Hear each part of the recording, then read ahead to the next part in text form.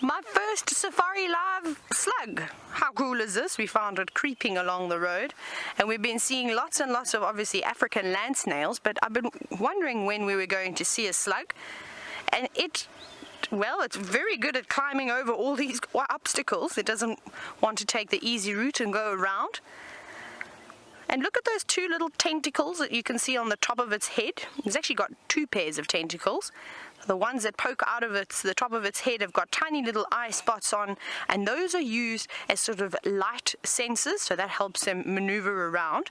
And then the ones that they have at the bottom, they use for taste sensors, and they can retract both of those. So if a bird were to come down or something were to get too close, they would pull their little tentacles in and keep them safe, and then they stiffen their body up and it becomes quite hard.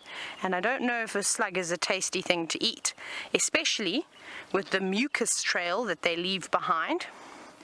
And as though it's probably not too tasteful to us or to any of the other animals, it's essential for the survival of the slug, as it uses it as sort of a barrier between the debris on the ground and of course the foot, which is the underside of its body, and it helps them move around quite nicely.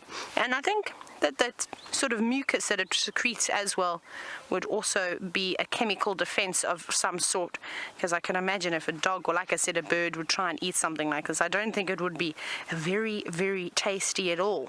But we do know one little creature that likes to feed on snails and slugs, and that is the firefly larvae. So you better get a move on.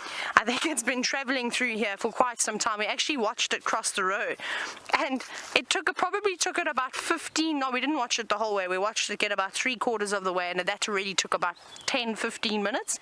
So it's not in a hurry to go anywhere. But what a pleasure to see my first safari slug.